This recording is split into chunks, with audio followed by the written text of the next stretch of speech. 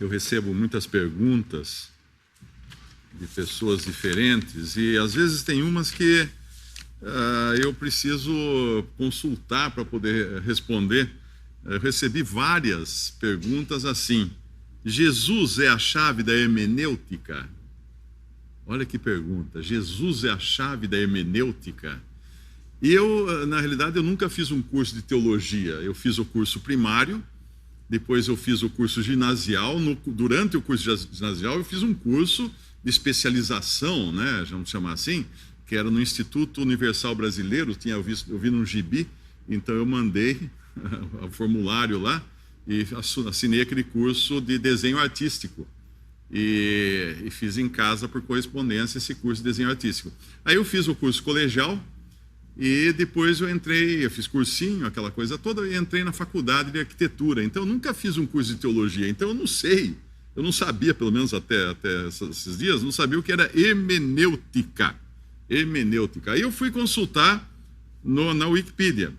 Hermenêutica é um ramo da filosofia que estuda a teoria da interpretação, que pode se referir tanto à arte da interpretação quanto à prática e treino da interpretação. A hermenêutica tradicional se refere ao estudo da interpretação de textos escritos, especialmente nas áreas da literatura, religião e direito. Então, eu entendi que a hermenêutica seria um método de você interpretar textos. Então, seria Jesus a chave da interpretação dos textos? Eu acho que foi essa a dúvida que o meu leitor enviou para mim. Bom, daí pesquisando mais, eu descobri que, na realidade, nesse universo teológico, a hermenêutica depende do gosto de cada um. Tem uns que usam a hermenêutica católica, outros usam a hermenêutica protestante, outros usam a hermenêutica do pacto, outros usam a hermenêutica dispensacional. Cada um escolhe, então, que hermenêutica vai usar. E aí fica ainda a questão: Jesus é a chave da hermenêutica? Aí eu me lembrei de um versículo em Lucas 11:52, quando o Senhor Jesus falou para os teólogos do seu tempo, aqueles que tinham a chave da hermenêutica, aqueles que sabiam interpretar as Escrituras. Ele disse para eles assim: ai de vós, doutores da lei, que tirastes a chave da ciência ou do conhecimento, vós mesmos não entrastes e impedistes os que entravam. A história do cristianismo é cheia de exemplos de pessoas que tiraram a chave do conhecimento, que privaram as pessoas de conhecer a verdade para deter o poder. Porque quando você priva as pessoas de conhecer a verdade, você priva as pessoas de ter poder. Você tem o poder. Elas têm que vir até você para perguntar as coisas. Você que tem que explicar as coisas para elas. Isso é religião. E é desse tipo de comportamento, desse tipo de atitude que o Senhor falou: vós, doutores da lei, tirastes a chave da ciência, vós mesmos não entrassem e impedistes os que entravam. Se alguém disser a você que é impossível você conhecer a verdade sem a ajuda de um teólogo, sem a ajuda de uma faculdade, sem a ajuda... Esqueça, não é nada disso. Não é nada disso. Deus deu a verdade para aqueles que creem em Cristo. Tudo o que você precisa saber é Jesus. Cristo Jesus veio ao mundo para salvar os pecadores. O Pai enviou o seu Filho, não para que condenasse o mundo, mas para que o mundo fosse salvo por ele. Para que as pessoas fossem salvas por ele. Tudo isso é tudo que você precisa saber.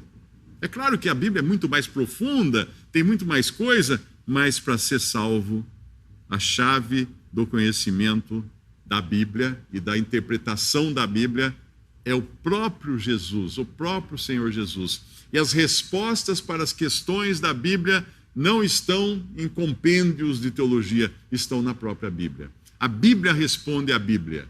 Quando nós lemos lá em Gênesis, quando fala de uma serpente, nós podemos perguntar: quem é essa serpente? Aí nós vamos em Apocalipse, o último livro, do primeiro livro nós vamos ao último, e lá está escrito assim: o diabo, a antiga serpente, que é Satanás. Pronto, respondeu. A Bíblia respondeu a Bíblia. E se você quiser conhecer realmente a verdade, leia a Bíblia. Leia a Bíblia, mas não assim, eu vou ler, mas eu não vou entender. Não importa, hoje eu almocei. Eu comi a comida que tinha lá, comi arroz, comi um legume, comi peixe. E agora eu pergunto, eu sei o que tem no arroz? Eu não. Qual é a composição química do arroz? Qual a composição química? Não sei, eu como e esses alimentos me alimentam. E aí, acabou, para aí, eu não preciso conhecer tudo a respeito do alimento para comer, eu como simplesmente. Então, leia a Bíblia. Ali está Jesus. E um exercício, existe um livro que ficou conhecido anos atrás, ainda você encontra nas livrarias, chama-se Onde está o Wally? Onde está o Wally? É um livro bonito, colorido, tem várias versões dele, e tem um bonequinho chamado Wally, que ele tem uma camiseta listrada vermelha e branca, uma touquinha vermelha e branca e óculos, e ele está, as cenas, cada página do livro é uma cidade medieval, ou uma cidade moderna, ou uma batalha entre soldados, são cenas diferentes. Um monte de bichinho, bonequinho, assim, de personagens interagindo naquela cena, todos pequenininhos, e você tem que procurar onde está o Wally, onde está esse rapazinho com a camiseta listrada vermelha e branca. Quando você lê a Bíblia, pergunte assim, onde está Jesus na Bíblia, no texto? Porque ele está lá. Ele está de Gênesis até Apocalipse. Quando você lê, busque, mas com sabedoria que o Espírito Santo dá. Paulo escreveu em 1 Coríntios 2,14, ora, o homem natural não compreende as coisas do Espírito de Deus, porque lhe parecem loucura, e não pode entendê-las, porque elas se discernem espiritualmente. O que isso quer dizer? Que o homem, na sua inteligência natural, ele não vai entender as coisas de Deus, porque as coisas de Deus só podem ser entendidas pelo Espírito de Deus, porque o Espírito de Deus é que conhece as coisas de Deus, o homem não conhece. Então, a menos que o Espírito Santo de Deus revele ao seu coração as coisas de Deus, é perda de tempo você fazer 200 faculdades, 300 pós-graduações, sair com o título de doutor em divindade. Você não teria vergonha de ser chamado de doutor em divindade? Pensa bem, né? O que você é? Eu sou doutor em divindade. Então, de divindade você entende tudo? É isso que quer dizer? Não. Deus deu a verdade para os simples. Para os simples. E quando você vai para a Bíblia, você encontra Jesus em todos os lugares. Quando o Senhor Jesus, em Lucas 24, 27, ele estava andando com aqueles dois, depois da sua ressurreição, com 2 discípulos que caminhavam para Emaús, lá diz que ele, começando por Moisés e por todos os profetas, Moisés, que escreveu o Pentateuco, e por todos os profetas, que é quase que o restante do Antigo Testamento inteiro, explicava-lhes o que dele, de Jesus, se achava em todas as Escrituras. Olha que coisa linda. Isso ele queria dizer que em todo o Antigo Testamento falava dele, falava só de Jesus. Em João 5,39, ele disse aos doutores da lei, aos teólogos da sua época, examinais as Escrituras, porque vós cuidais ter nelas a vida eterna, e são elas que de mim testificam. São elas que de mim testificam. Por isso que eles queriam esconder a chave da sabedoria, para não deixar que as pessoas entrassem, para não permitir, porque eles mesmos não iam entrar. E em João 5,46, ele diz também aos mesmos teólogos da sua época, porque se vós cresceis em Moisés, creríeis em mim, porque de mim escreveu ele.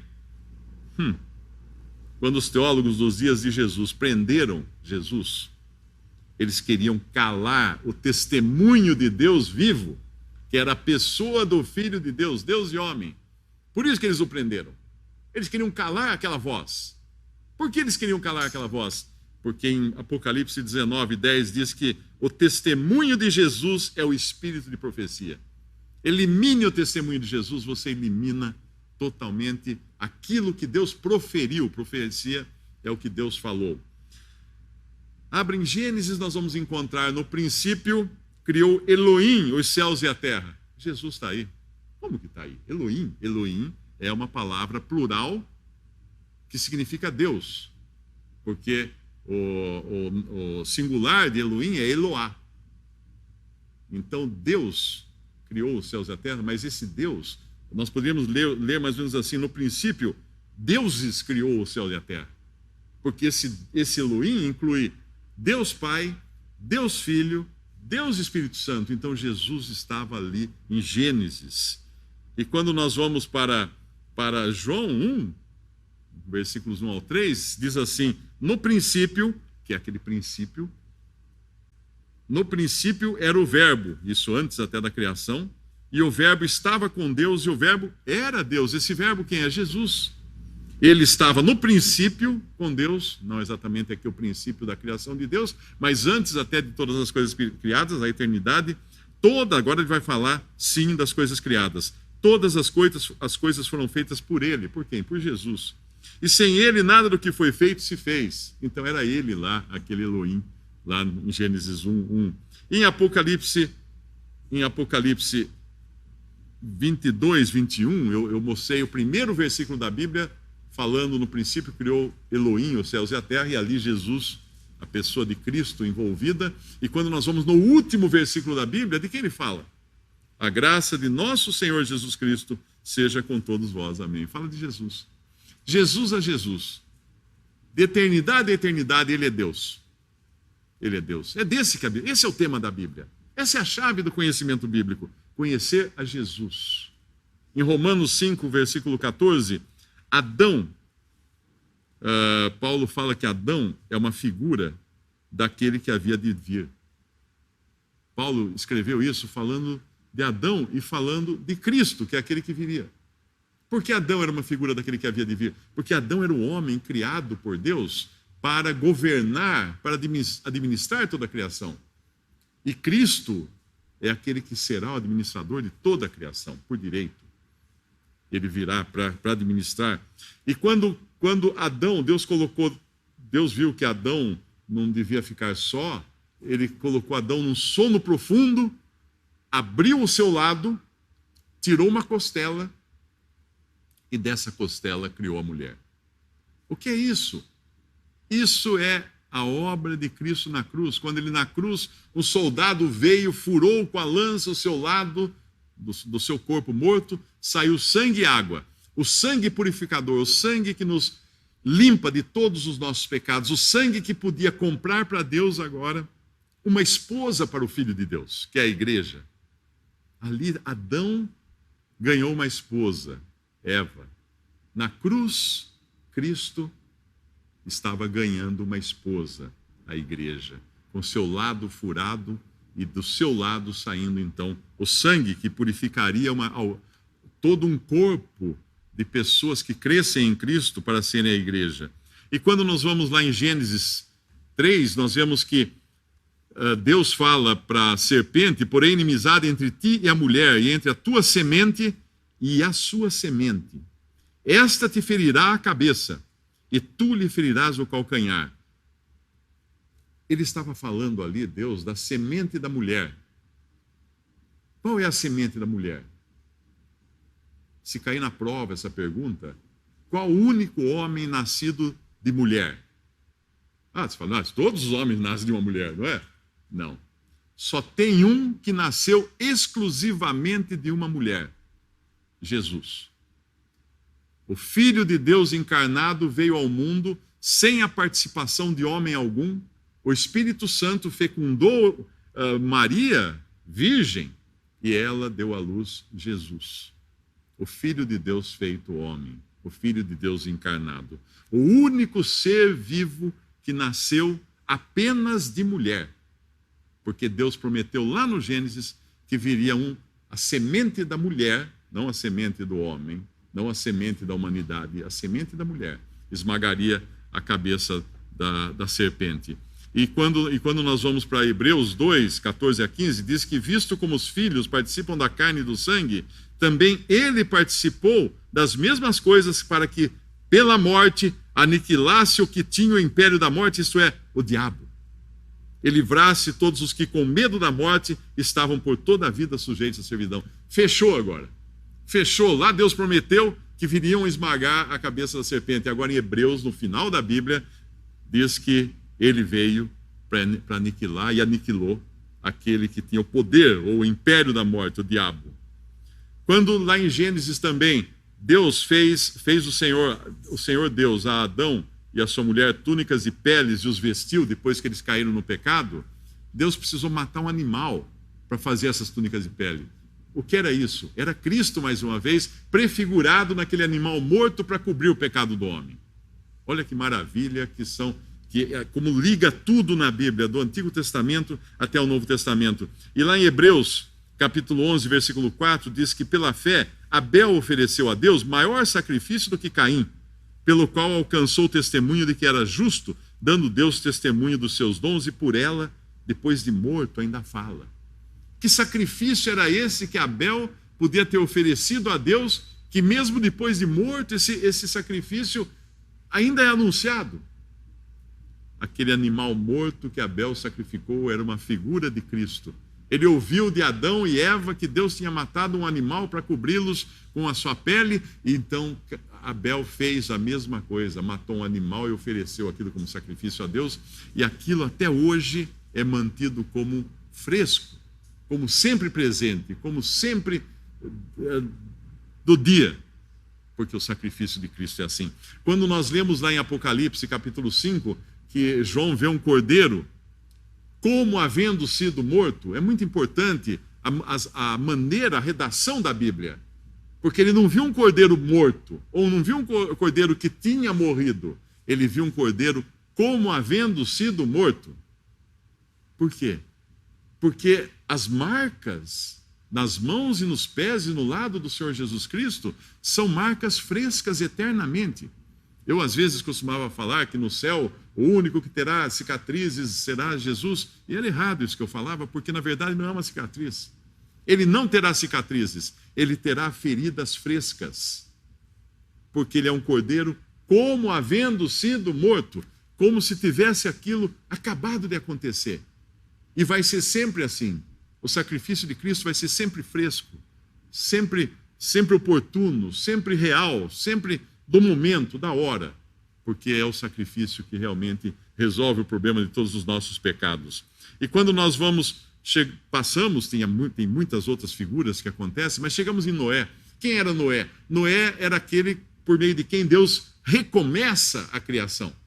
Depois de destruir com o dilúvio o mundo de então, ele recomeça com Noé, e quando Noé sai da arca, Deus diz assim para Noé: e o temor de vós e o pavor de vós virão sobre todo animal da terra e sobre toda ave dos céus, tudo que se move sobre a terra e todos os peixes do mar, nas vossas mãos são entregues.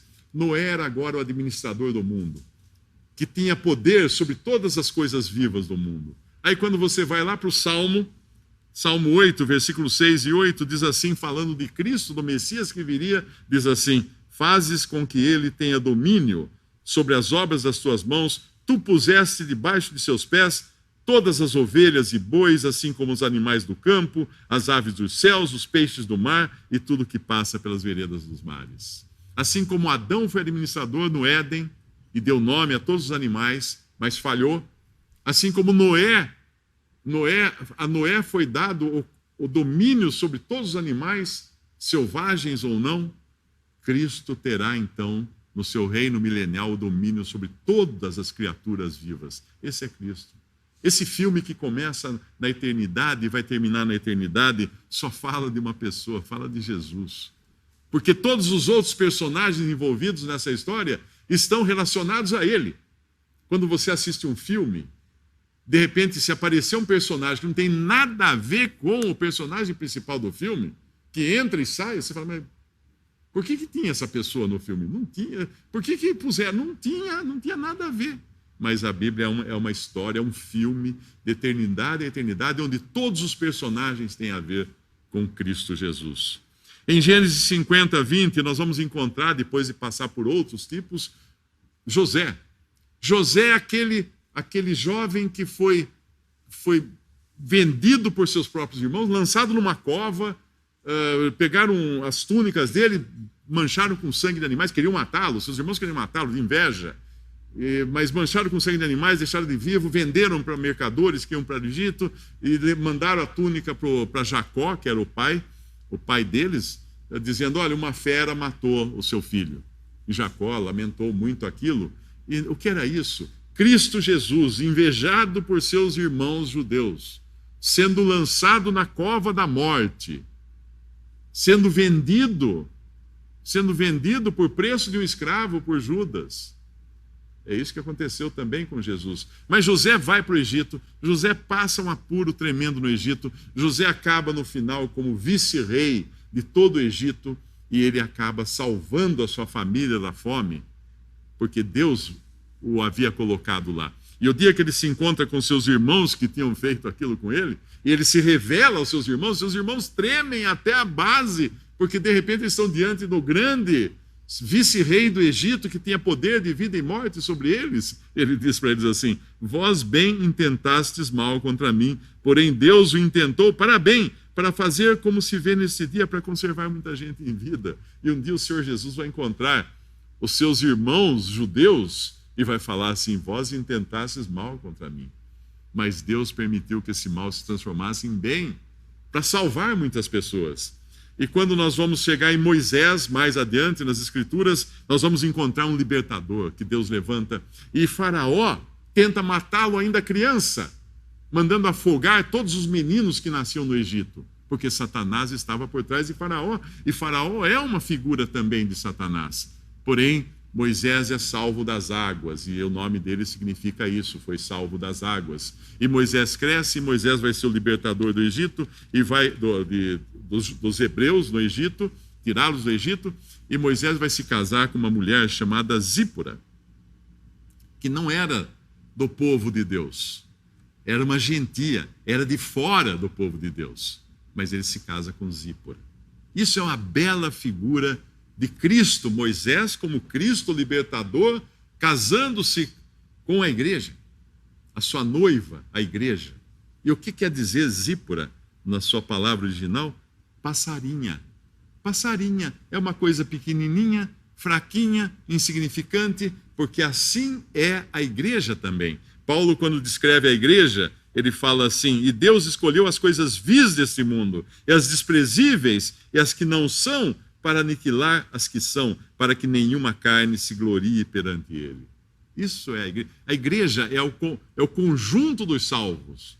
E é o conjunto da pior espécie de pessoas do mundo, os mais fracos, os mais tolos, os mais loucos, os mais imbecis desse mundo, que um dia creram em Jesus como Salvador. Isso é a igreja, não são os poderosos.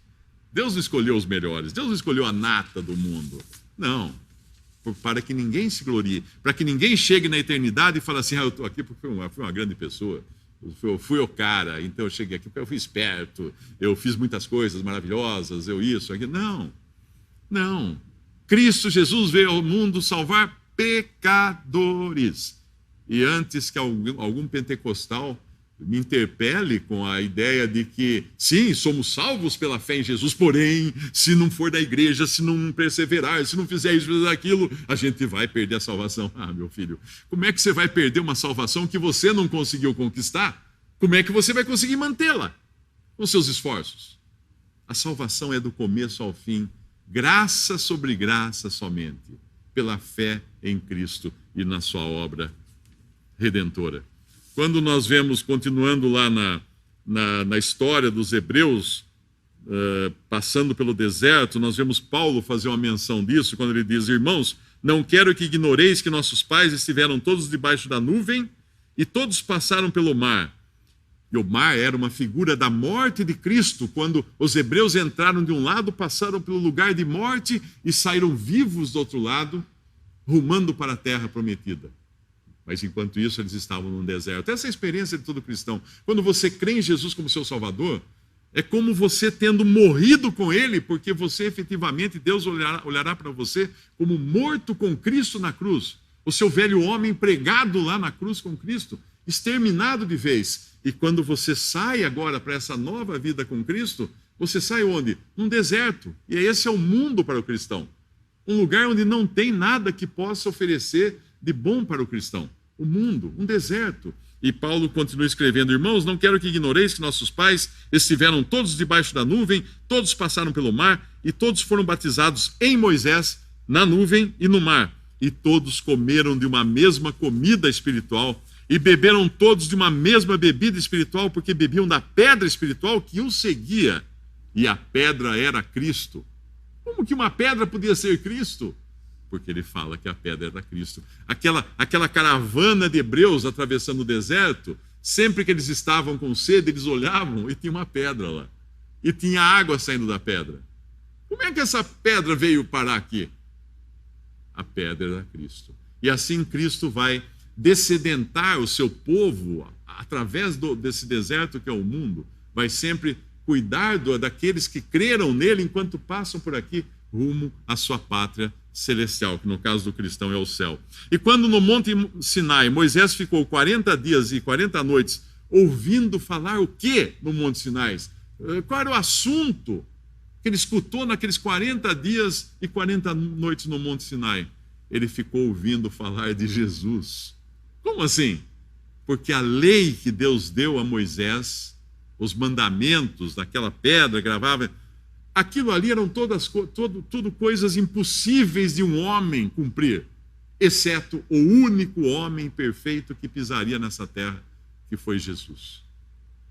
Portanto, Moisés esteve ali 40 dias e 40 noites, ouvindo falar de Jesus, o único que teria os atributos de perfeição capaz de guardar a lei que Deus estava dando para Moisés. E quando nós chegamos lá em Hebreus, capítulo 10, versículos 19 em diante, diz: tendo, pois, irmãos, ousadia para entrar no santuário pelo sangue de Jesus, pelo novo e vivo caminho que ele nos consagrou, pelo véu, isto é, pela sua carne. Do que estava falando o autor de Hebreus? Ele estava falando daquele tabernáculo que havia no deserto, que depois foi construído um templo em Jerusalém, onde havia uma separação entre os ambientes, e o ambiente mais profundo era o Santo dos Santos, onde só entrava o sacerdote uma vez por ano, levando uma bacia de sangue de animais sacrificados, porque ele não podia entrar sem sangue ali, senão ele seria morto. E havia uma grande cortina, que é chamada de véu aqui, mas não tinha nada a ver com coisa transparente como um véu,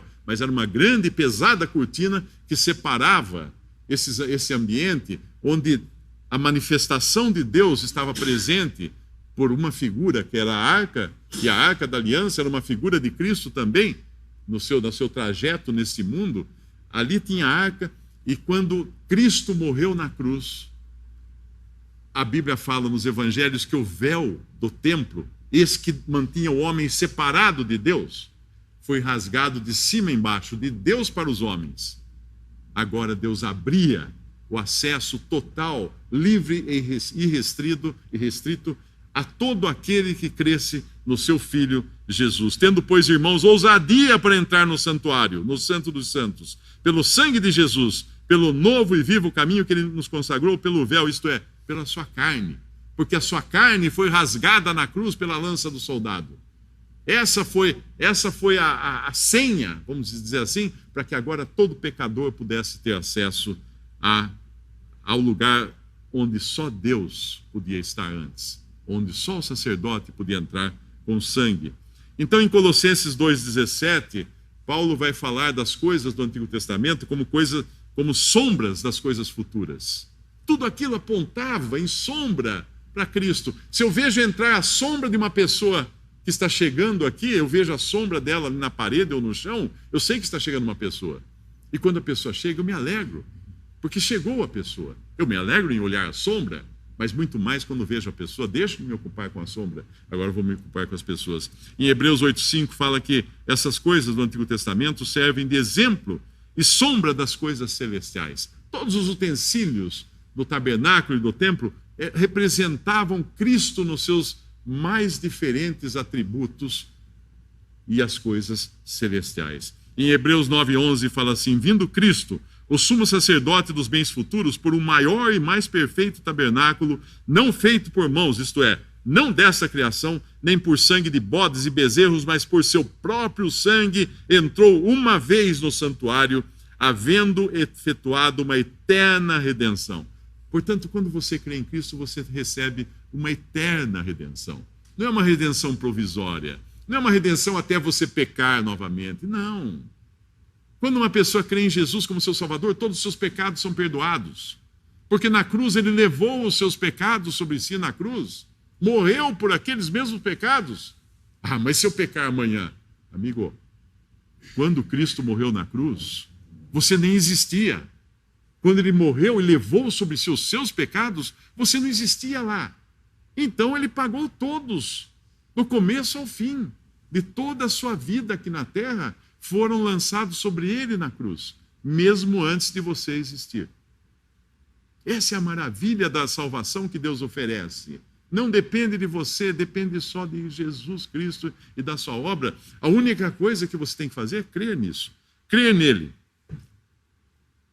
Você continua lendo a Bíblia e vai encontrar mais e mais figuras até chegar nos profetas, que vão falar declaradamente, como Isaías 53, ele foi ferido por nossas transgressões, foi moído por causa das nossas iniquidades. O castigo que nos traz a paz estava sobre ele, e pelas suas pisaduras fomos sarados, porque as iniquidades deles levará sobre si. Isaías, escrito 700 anos antes de Jesus nascer neste mundo, já falava dele como aquele que iria levar sobre si todos os nossos pecados e iniquidades. E se você tivesse lido o Salmo, com todos aqueles capítulos tão extensos, você aprenderia que os Salmos são o diário de Jesus.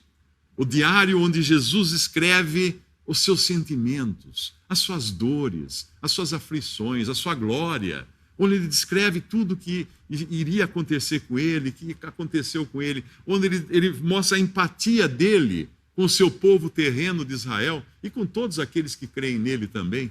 Você vai encontrar o Salmo 22 falando de um homem abandonado na cruz, gritando, Deus meu, por que me abandonaste? E você vai no Evangelho, ele está na cruz, o mesmo Jesus gritando, Deus meu, por que me desamparaste? Aí no Salmo 23 você vê que Deus não o desamparou. Não. Ainda que eu ande pelo vale da sombra da morte, ele está comigo. E no Salmo 24 você vê ele reinando agora em glória, em majestade, como será quando ele vier para julgar as nações e estabelecer o seu reino aqui na terra, mas isso é para a terra. E hoje ele oferece a salvação para aqueles que querem morar no céu. É diferente.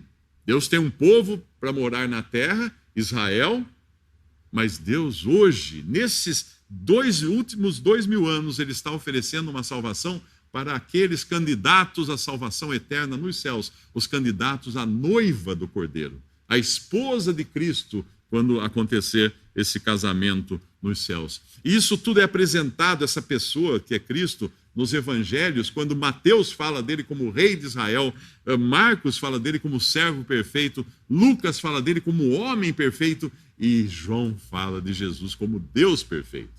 Tanto é que o Evangelho de João não tem começo nem fim. Ele começa falando, no princípio era o verbo. Que princípio? Eternidade. Ele termina falando assim, se todas as coisas que Jesus Cristo fez fossem escritas, nem o mundo todo caberiam os livros que se haveriam de escrever. Ou seja, infinito. Começa no infinito o Evangelho de João, termina no infinito. Porque ali ele é apresentado como Deus e homem perfeito. Quando nós chegamos no versículo em 1 Timóteo 3,16, nós lemos que, sem dúvida alguma, grande é o mistério da piedade. Deus se manifestou em carne. E se você tinha dúvidas de que Jesus é Deus e homem, leia esse versículo, 1 Timóteo 3,16. Deus se manifestou em carne, como? Nascendo de uma virgem aqui neste mundo. Foi justificado no Espírito, visto dos anjos, pregado aos gentios, crido no mundo, recebido acima na glória. Essa é a história toda de Jesus.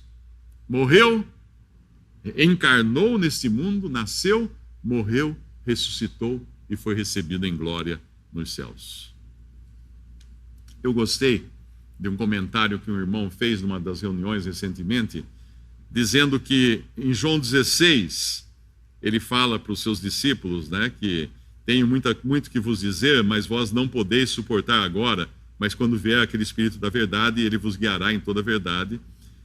E ele fala da diferença de João 16 e João 17, quando o Senhor não está mais falando com os seus discípulos, mas está falando com o Pai. Jesus falando com o Pai. E ele diz assim, assim como lhe deste poder sobre toda coisa, sobre toda a carne, deste poder ao Filho sobre toda a carne, para que dê a vida eterna a todos quantos lhe deste, e a vida eterna é esta, que te conheçam a ti só, por único Deus verdadeiro, e a Jesus Cristo a quem enviaste. Isso é vida eterna. Quanto você precisa saber da Bíblia para ser salvo? Que conheça a Jesus Cristo. o Deus verdadeiro e a Jesus Cristo que veio do seio do Pai. Tudo isso que você precisa saber. E lá em João 17 continua dizendo assim: porque lhes dei as palavras que tu me deste, e eles a receberam, os que creem nele, e têm verdadeiramente conhecido que saí de ti, e creram que me enviaste. E não rogo somente por estes, mas também por aqueles que pela sua palavra hão de crer em mim. Pai, aqueles que me deste, quero que onde eu estiver, também eles estejam comigo, para que vejam a minha glória que me deste, porque tu me amaste antes da fundação do mundo. Isso é tudo que você precisa saber. Que Deus enviou o seu Filho ao mundo para salvar pecadores. Quando você crê em Jesus como seu Salvador e seu Senhor, você recebe imediatamente a sua salvação. Ah, mas eu preciso estudar teologia para saber. Não, você não precisa estudar nada. Eu nunca fiz um curso de teologia. Eu aprendo as coisas da Bíblia, aprendo as coisas nas reuniões com os irmãos, reunidos ao nome do Senhor, o ministério dos irmãos, com os dons que Deus deu à igreja. Aprendo as coisas dos dons que escreveram livros também, irmãos do passado, que escreveram sobre a pessoa de Cristo e deixaram um ministério escrito. E só, não precisa ser doutor em divindade. Não precisa da ajuda de uma faculdade de teologia. Não precisa de um diploma. Não. A chave de todo o conhecimento que você precisa é Jesus. Ele está de eternidade a eternidade, de Gênesis a Apocalipse. Tudo que você precisa saber agora e fazer agora é crer em Jesus como seu Salvador, reconhecer-se pecador, reconhecendo que paira um juízo sobre si. Se você se apresentar diante de Deus com os seus pecados, sair dessa vida com os seus pecados, não vai ter salvação depois da morte. Adão foi expulso da presença de Deus por causa de um pecado. Então você, reconhecendo-se pecador, entregar sua vida a Ele, crendo nele. Reconheça Ele, creia que Ele na cruz pagou pelos seus pecados ali, os que são de você, mesmo quando você não existia. E agora Ele convida, ele fala assim: quem ouve a minha palavra e crê naquele que me enviou, tem a vida eterna, não entrará em condenação ou nem entrará em juízo, mas passou da morte para a vida. Você quer passar da morte para a vida? Quer livrar-se do juízo eterno? Creia em Jesus como seu Salvador. Vamos dar graças.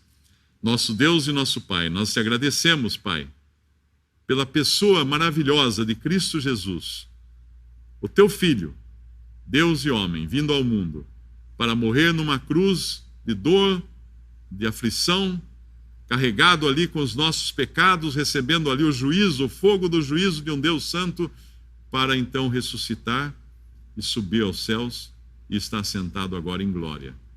Pai, nós agradecemos pelo Evangelho, agradecemos por essa história toda que tu escreveste, Pai. Não entendemos tudo, mas cremos. E pedimos, Pai, agora, por aquele que ainda não tem certeza da sua salvação, que esteja aflito, sem saber o que fazer com seus próprios pecados, que creia em Jesus, que receba dele o perdão. E que saiba que também, uma vez que Deus começa uma obra, ele termina essa obra. Não haverá mais escape das mãos de Deus quando alguém crê em Jesus. Pai, faz isso com aquele que está ouvindo e ainda não tem a certeza da sua salvação, para que tenha hoje mesmo essa certeza. E damos graça e toda glória seja para o Salvador, nosso Senhor Jesus Cristo. Amém.